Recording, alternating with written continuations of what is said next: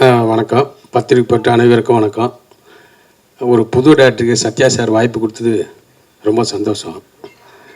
இந்த படம் நல்லா எடுக்கும்போதே காமெடியாக தான் ஒர்க் பண்ணோம், சீரியஸாக ஒர்க் பண்ணவே இல்லை. ப்ரொடியூசர் வந்து கூட எங்களோட தான் இருந்தார் சத்யா சார். டேரக்டர் ரமேஷ் ரொம்ப சின்ன பையன். நானே சந்தேகப்பட்டேன், இவனை வச்சு இவ்வளோ ஒரு படம் பண்ணுறாங்களே ஆர்டிஸ்ட்டை வச்சுன்னு. உண்மையில் எடுக்கும்போதே புரிஞ்சுக்கணும், ஒரு 5 நாள் ஷூட்டிங்கே தெரிஞ்சுனேன் ஒரு வேலைக்காரன் அப்படின்னு. அதேமாதிரி சத்யராஜ் சார், இவர் நம்ம சத்யா சார் எங்கள் கூட சேர்ந்து ரொம்ப இன்வால்வாக, அவர் வச்சு எடுக்கலாம் கூட பரவாயில்ல உட்காந்துருப்பார். அவருக்கு ஷார்ட் வரும்போது வந்தால் போகிறோன்னு இருப்பார். அவ்வளோ நேரம் வெயிட் பண்ணுவார். அதுக்கு சலிப்பு தன்மை இல்லாமல் இந்த படத்தை நல்ல முறையாக வெற்றி படமாக கொடுத்துருக்காரு. எங்களுக்கும் சந்தோஷம். எனக்கு ஒரு நல்ல வாய்ப்பு கொடுத்தாரு. இவ்வளோ புதுமுகம் நடுவில் நான் என்ன சீனியராக இருந்தாலும் என்னை தேடி கண்டுபிடிச்சி எனக்கு இது ஒரு நல்ல கேரக்டர் கொடுத்ததுக்கு ஓடவும் முடியாது ஒளியவும் முடியாதுன்ற மாதிரி இந்த படத்தில் ஒரு சிறப்பாக கொடுத்தாரு. நான் எங்கேயும் ஓடவும் இல்லை ஒளியும் இல்லை, சினிமாக்குள்ளே நல்லது தான் இருக்கேன். எனக்கு எப்படியும் இந்த படத்து மூலிமா நிறைய ஃபோன்கள் வந்துட்டு தான் இருக்குது. நான் பிஸியாக இருந்த நம்பிக்கை எனக்கு ஒரு செகண்ட் ஷிஃப்ட்டு இந்த படம். ஏன்னா ஓடவும் முடியல ஒளிய முடியல, நடுவில் சினிமாலே இருக்கேன். இதுக்கு சத்யா சாரும் ஒரு காரணம், டைரக்டர் தம்பி அவரும் ஒரு எனக்கு காரணம். ரொம்ப தேங்க்ஸ். இந்த டீமில் ஒரு ஸ்பெஷல் தேங்க்ஸ் சொல்லணும். கார்த்தி நண்பர் பீச்சாங்கையில் அந்த பையன் ஹீரோவை பண்ணியிருந்தார், எனக்கு ரொம்ப பிடிச்சிருந்துச்சு. ஸோ அதுக்கு பிறகு நானும் அவர் ரொம்ப நல்ல ஃப்ரெண்ட் ஆகிட்டோம். அதுக்கு பிறகு ஒரு 3-4 படம் அவர் ஹீரோவை பண்ணி ரிலீஸ் ஆகிருக்கு. இன்னும் 2-3 படம் பண்ணிட்டு இருக்கிறாரு. இந்த படத்தில் ஒரு நல்ல ரோல் பண்ணியிருக்கிறாரு. படமே வந்து ரொம்ப காமெடியாக இருந்தாலும் அவரோட போர்ஷன் மட்டும் சீரியஸாக இருக்கும். ஸோ அதனால் அவருக்கு ரொம்ப தேங்க்ஸ் நான் கண்டிப்பாக சொல்லணும். அதுக்கு இந்த மேடை எனக்கு ஒரு தருணமாக இருக்குது. ரொம்ப தேங்க்ஸ் கார்த்தி. எல்லாருக்கும் வணக்கம். ஃபஸ்ட்டு இந்த வருஷத்துடைய தொடக்கத்தில் சக்ஸஸ் மீட்டுன்னு ஒரு ஸ்டேஜில் தான் ஃபஸ்ட் டைம் ஏறி இருக்குது. ஸோ இந்த டீமுக்கும் ப்ளஸ் மீடியா உங்களுக்கும் ரொம்ப தேங்க்ஸ். அண்ட் இந்த படத்தை ரிலீஸ் பண்ண பிவிஆர் டீமுக்கும் என்னுடைய நன்றிகள். நான் நார்மலாக நம்புகிற ஒரே ஒரு விஷயம் என்னென்னா, சினிமா வந்து சிங்கிள் மேன் கேம் கிடையாது, it's a team game. So இந்த சக்ஸஸ்க்கு ரீசன் வந்து டீம் தான். ஸோ இந்த டீம் எல்லாருக்குமே என்னுடைய மனமார்ந்த நன்றிகள். இந்த படத்தில் நடித்த ஆர்டிஸ்ட்லேருந்து டெக்னீஷியன்ஸ்லேருந்து மனோகர் அண்ணன் மாதிரி பெரிய ஆளுங்களாக இருக்காங்க. ஸோ எல்லாருக்குமே என்னுடைய நன்றிகள். தேங்க்ஸ்.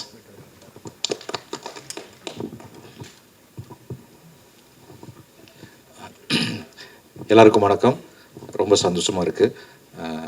இந்த படத்துக்காக ரொம்ப நாள் கிட்டத்தட்ட வெயிட் பண்ணி ரொம்ப ஜாலியாக பண்ண படம்.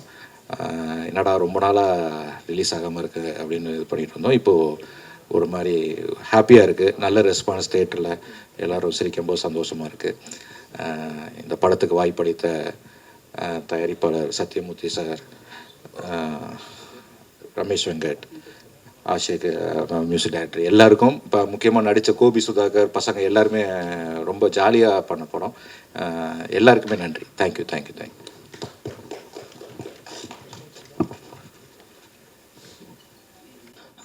எல்லாருக்கும் வணக்கம். வந்திருக்க ப்ரெஸ் ஊடகங்கள் எல்லாத்துக்குமே வணக்கம்.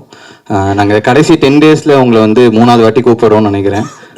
So thank you. நாங்கள் கூப்பிட்டப்போ வந்திருக்கீங்க, தேங்க்யூ. ஸோ ரொம்ப ஹாப்பியாக இருக்கும். நாங்கள் எக்ஸ்பெக்ட் பண்ணதை விட நல்ல ரெஸ்பான்ஸும் ரிசீவிங்கும் இருந்தது, ஆடியன்ஸ் கிட்டேயும் சரி, எல்லாமே சரி. எல்லாருமே வந்து 1 வீக் ரன் எப்படியாவது நம்ம புஷ் பண்ணிடணும் அப்படின்றது எங்களோட பெரிய ஃபஸ்ட்டு கோலாக இருந்தது. அப்புறம் திடீர்னு செகண்ட் வீக் எக்ஸ்டெண்ட் பண்ணியிருக்காங்கன்றது நேற்றுக்கு தான் தெரிஞ்சுது. ஸோ அதுவே நாங்கள் ஒரு பெரிய வின்னாக தான் பார்க்குறோம். ஏன்னா பிகாஸ் இந்த படம் ஸ்டார்ட் பண்ணது வந்து ஒரு 6 years பேக்ஸ் நாங்கள் ஸ்டார்ட் பண்ணோம். காப்பி ரெடியாகவே 5 years ஆகிடுச்சு. ஸோ அது அப்படியே இருந்தது. எல்லோரும் இது ரிலீஸ் ஆகுமான்ற கேள்வி தான் இருக்கும். நாங்கள் இப்படி ஒரு படம் பண்ணியிருக்கோம் அப்படின்னு சொல்லும்போது இது ரிலீஸ் ஆகுதான்னு தான் கேட்பாங்க. ஸோ ஃபர்ஸ்ட் ஆஃப் ஆல் நாங்கள் ரிலீஸ் ஆனதே நாங்கள் பெரிய வின்னாக தான் பார்க்குறோம். அதுக்கப்புறம் தான் மித்த விஷயங்கள்லாம் எங்களுக்கு வராங்க. அதுவும் வந்து ஆடியன்ஸ் இவ்வளோ பேர் உள்ளே வராங்கன்றதே நாங்கள் விஷயமாக தான் பார்க்குறோம்.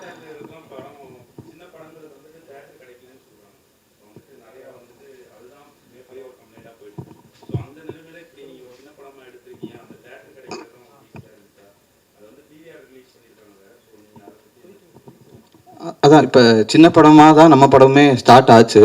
ஸோ எல்லாமே எங்களுக்கு ஸ்டார்டிங் சின்ன ஸ்க்ரீன்ஸாக குட்டியாக தான் ஸ்டார்ட் ஆச்சு. அந்த ஸ்க்ரீன்ஸில் வந்து decent number of head counts footfalls இருந்ததுன்றனால அதிகம் பண்ணியிருக்காங்கன்னு நான் நினைக்கிறேன்.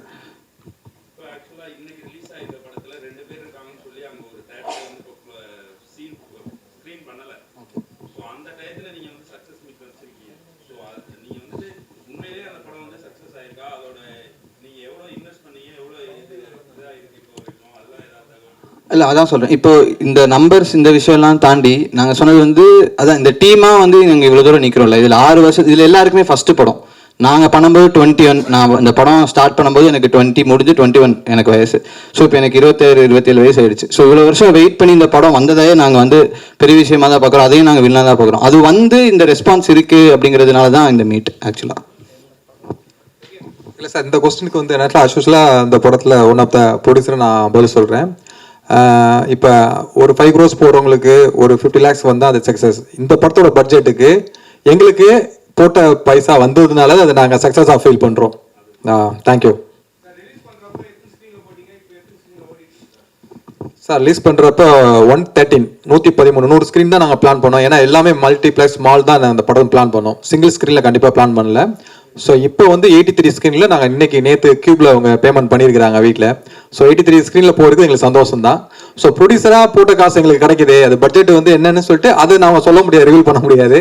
ஏன்னா அது திருப்பி இப்போ அமேசானில் முதல்ல இந்த படம் வந்து கம்மிங் வீக்லேருந்து வருது. ஸோ எங்களுக்கு அதுவே ஒரு ஹாப்பி தான். கூப்பிட்டு கேரளா ரைட்ஸ் கேட்டிருக்கிறாங்க. ஸோ ப்ரொடியூசரை நாங்கள் அதுக்கு தேங்க்ஸ் சொல்லணும் கண்டிப்பாக. செகண்ட் வீக் ரன்னிங் மட்டும் இல்லாமல் போட்ட காசு எங்களுக்கு வந்ததுனால தான் இந்த சக்ஸஸை நாங்கள் செலிப்ரேட் பண்ணுறோம். ஸோ இதுக்கு வந்து உங்களோட சப்போர்ட் நிறைய இருக்குது. ஸோ உங்களுக்கு தேங்க்ஸ் சொல்லணும். அதுக்கு இது ஒரு மேடை, ஒரு தருணம். தேங்க்யூ. ஆமாம் சார், எங்கேயுமே ஓடல, எங்கேயும் ஒளியில், சினிமாவில் தான் இருக்கேன். இந்த படம் எனக்கு ஒரு பெரிய எடுத்துக்காட்டு. நினச்சி கூட பார்க்க முடியாது. நானே வந்து என்னடா ரொம்ப நாள் ஆச்சு, போஸ்டெல்லாம் ஒட்டினாங்க. என் போஸ்ட் தான் மெயினாக ஒட்டியிருந்தாங்க. போன ரிலீஸுக்கு 3 வருஷத்துக்கு முன்னாடி போஸ்ட் எந்த மெயினாக ஒட்டி மேலே எல்லாம் போட்டிருந்தாங்க. நான் அப்பயே சந்தோஷப்பட்டேன் இந்த படம் வருதுன்னு. ரொம்ப கேப் ஆனவொன்னே நானே ரொம்ப சந்தேகப்பட்டேன், என்னடா இன்னும் காணுமே. தரமான படம். ஏன்னா நான் சோலோவாக வர இதில் என்னை மெயின் பண்ணி கும்பல் இல்லாமல் இருந்தால் கூட நான் எனக்கு ஒரு தனி ஷாட்டு, தனி க்ளோஸ்அப்பு எல்லாம் தனியாக வச்சு நான் மனசுக்குள்ள நினச்சிட்டேன் நம்ம சோலோ ஒரு காமெடி நான் வரப்போகிறோம் அப்படின்னு. இப்போ போட்டுன்ற படம் யோகிப்பா கூட ஒரு படம் பண்ணியிருக்கேன். ஏதோ படம் பேர் தெரியாமல் நிறைய படங்கள் பண்ணிகிட்ருக்கேன். ஆமாம்.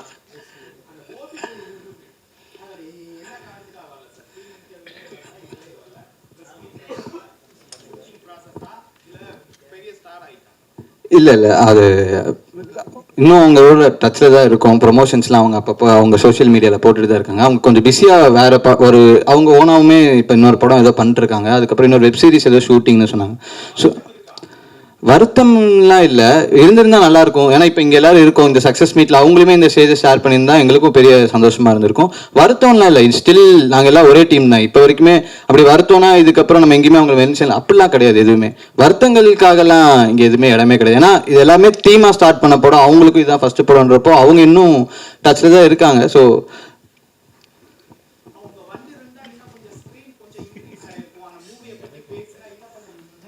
இல்லை இதுக்கு நான் பதில் சொல்கிறேன். ஆக்சுவலாக வந்து நாங்கள் டேட் ஃபிக்ஸ் பண்ண வந்து 15th தான் பிளான் பண்ணியிருந்தோம். ஸோ 15th அன்னைக்கு எல்லாமே ப்ரொமோஷனுக்கு அவைலபிளாக தான் இருந்தாங்க.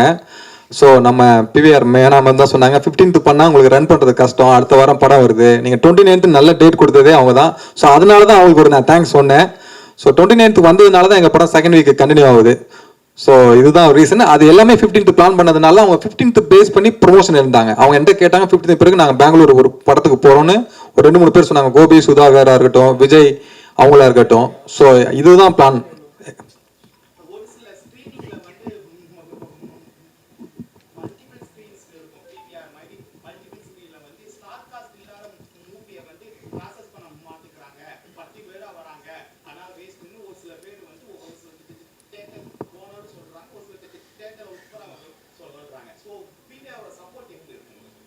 அதான் இப்போ மீனா மேம்க்கு நான் சரி இதுக்கப்புறம் நான் பேசும்போது தேங்க்ஸ் சொல்லலாம்னு சொல்லி நீங்கள் கேட்டனால ஸோ ரொம்ப thank you ma'am. So first of all இந்த மாதிரி ஒரு சின்ன படத்துக்கு வந்து எல்லாருக்குமே இந்த நம்ம ரெமோ படத்தில் சொல்கிற மாதிரியே சத்யம் தியேட்டரில் ஒரு பேனர் வைக்கணும் அப்படிங்கிறது வந்து எல்லாருக்கும் ஒரு பெரிய ஆசையாக இருக்கும். எங்கள் படத்துக்கு அது வந்து நடந்தது.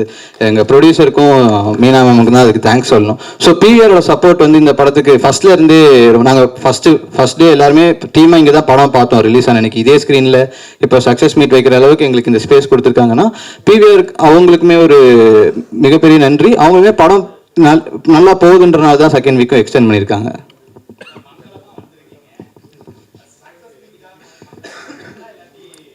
நான் எப்போதுமே மங்களமாக தான் இருப்பேன்.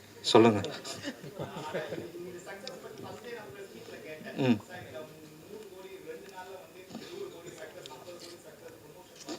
ம் ம் இல்லை, எனக்கு இது பணத்தை விட்டுருங்க. அதான் இவ ரமேஷ் சொன்ன மாதிரி இது ரிலீஸ் ஆனாலே ஒரு பெரிய வெற்றி அப்படிங்கிற மாதிரி தான் எங்களோட இது இருந்துச்சு. பட் நாங்கள் தேட்டரில் ரெஸ்பான்ஸ் பார்க்கும்போது அது ஆடியன்ஸ் அந்த என்ஜாய் பண்ணுறது தான் எங்களுக்கு பெரிய சக்ஸஸ். ஸோ அப்படி நான் சொல்லவே இல்லையே, அது நான் சொல்லக்கூடாது, அது ப்ரொடியூசர் சொல்லணும்.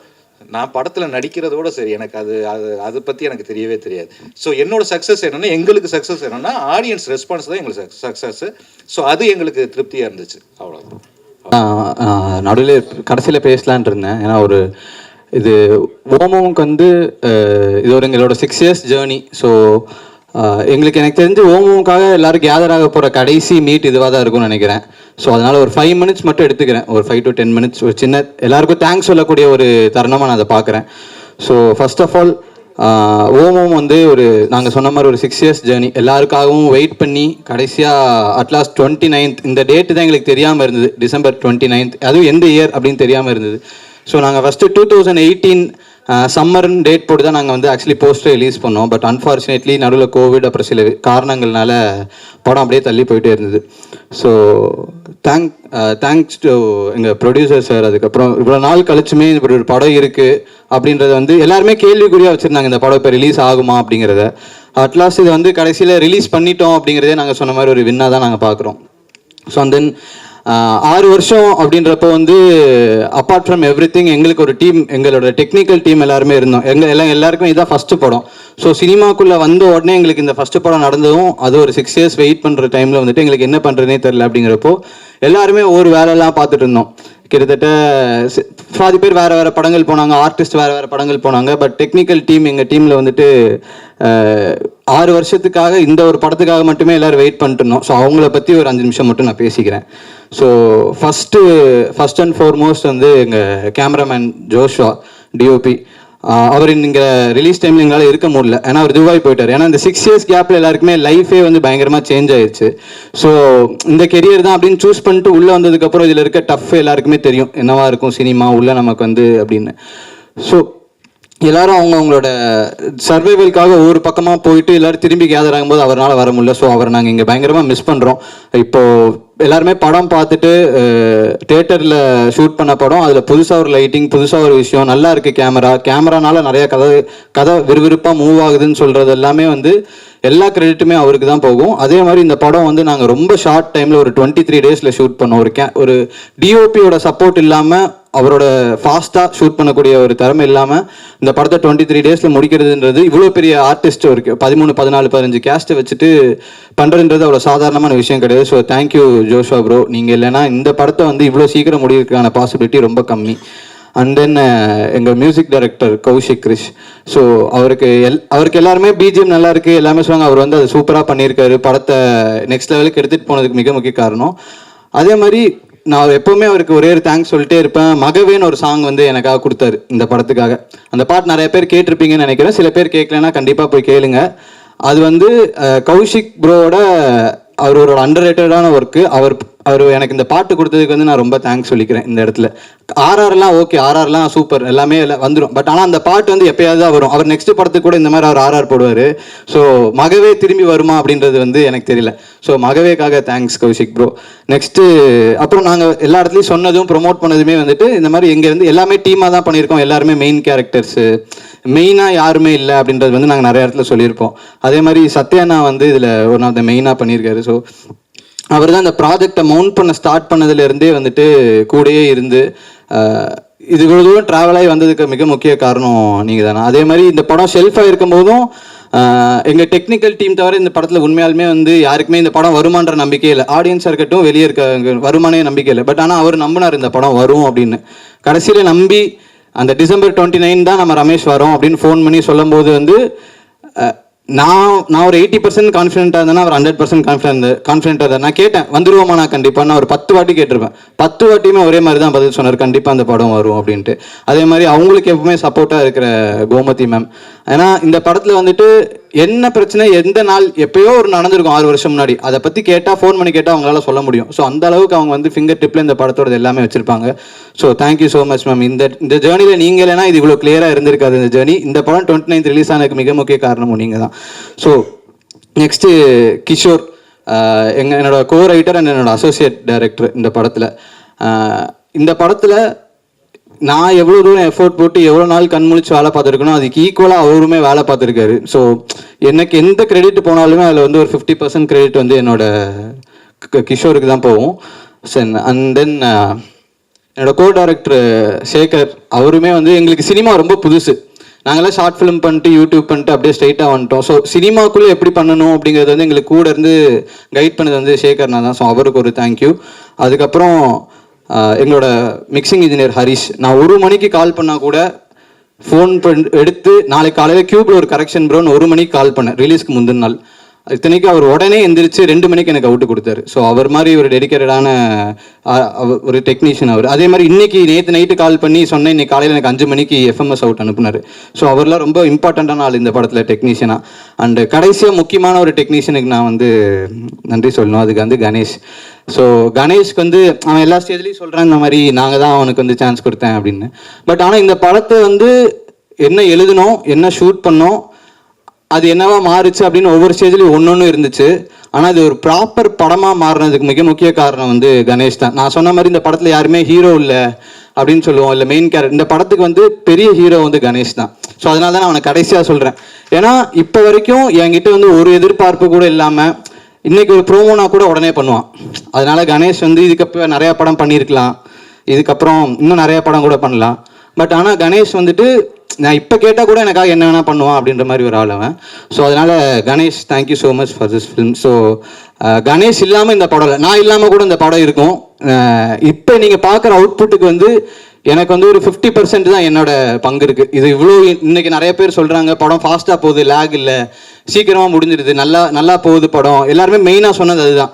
ஸோ அதை வச்சு தான் நாங்கள் வந்து எங்களுக்கு ஓகே படம் நல்லா போகுதுன்ற மைண்ட் செட்டே வந்து எனக்கு கொடுத்ததே வந்து கணேஷ் தான். படம் நாங்கள் கடைசியாக அவுட் பார்க்கும்போது இது ஒர்க் ஆகும் நம்புங்கன்னு சொன்னாங்க, நாங்களும் அதை பிலீவ் பண்ணி போனோம். அது பெரிய காரணம் வந்து கணேஷ் தான்.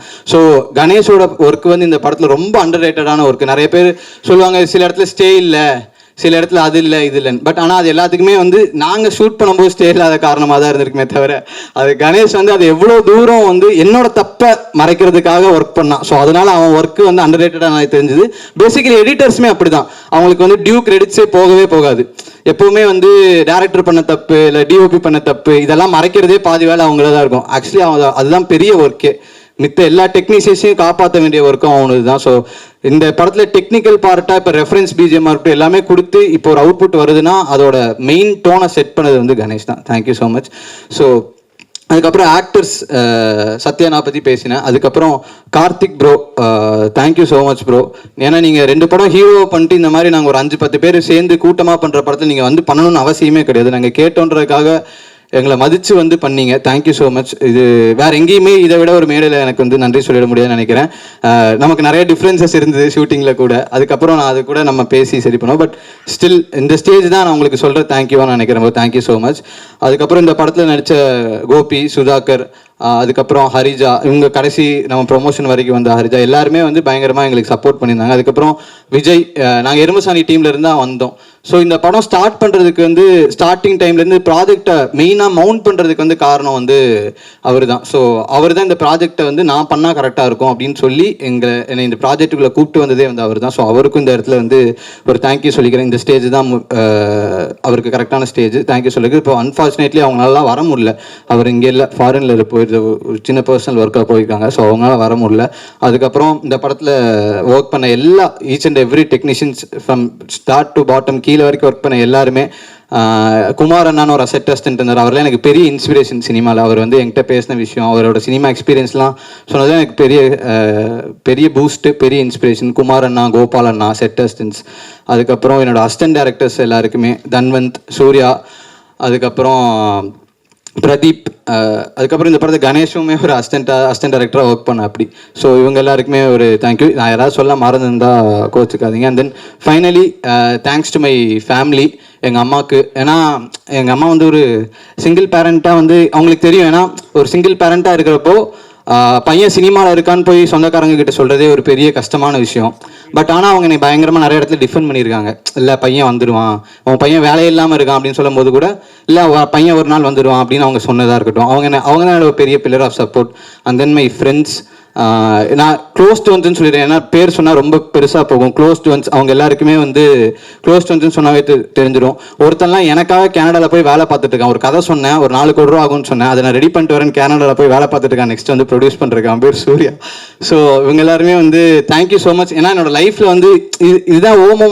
இதுக்கப்புறம் எனக்கு நிறைய ஸ்டேஜ் கிடைக்கலாம், எல்லாமே கிடைக்கலாம், இவ்வளோ பெரிய ஸ்டேஜ் கூட கிடைக்கலாம். ஃபஸ்ட்டு படத்தோட ஸ்டேஜ். ஸோ அதனால் நான் முடிஞ்ச அளவுக்கு எல்லாருக்கும் தேங்க்யூ சொல்லணும்னு நினச்சேன். அப்புறம் ஆர்ட் டைரக்டர் சசி அண்ணா, அவருமே வந்து இந்த படத்தை அவர் கொடுத்த பட்ஜெட்டில் எவ்வளோ தூரம் சூப்பராக பண்ண முடியுமோ அவ்வளோ தூரம் சூப்பராக பண்ணி இது ஒரு சின்ன பட்ஜெட் படமாக தெரியாத மாதிரி எனக்கு பண்ணி கொடுத்தாரு. ஸோ அவருக்கும் இந்த நேரத்தில் நன்றி. So thank you so much. அப்புறம் இந்த படத்தில் ஹிப்ஹாப் தமிழ் ஆதி அண்ணா வந்து எங்களுக்காக பாடி கொடுத்தாரு. அது வந்து ஒரு பெரிய எங்களுக்கு லேபிளுக்காக இருக்கட்டும், இல்லை வந்து ஒரு ப்ரொமோஷனுக்காக இருக்கட்டும், ஒரு பெரிய பூஸ்டாக இருந்தது அவர் வந்து எங்களுக்கு பாடினது. ஸோ எங்களை மாதிரி சின்ன படத்துக்கு சப்போர்ட் பண்ண ஃபைனலி. ஸோ நல்ல ரிவ்யூஸ் எழுதி எங்களை வந்து ஃபஸ்ட்டு ப்ரெஸ் மீட்லேருந்து இப்போ சக்ஸஸ் மீட் வரைக்கும் எங்களை கூப்பிட்டு வந்த press and media, thank you so much. Thank you so much. நீங்கள் இல்லைன்னா இந்த படம் வந்து இன்றைக்கி செகண்ட் வீக் ஓடுமா அப்படின்னு கேட்டால் பெரிய கேள்விக்குறி தான். Thank you so much. Thank you all. Thank you. ஏன்னா ரொம்ப டைம் எடுத்துட்டேன், சாரி. Thank you so much.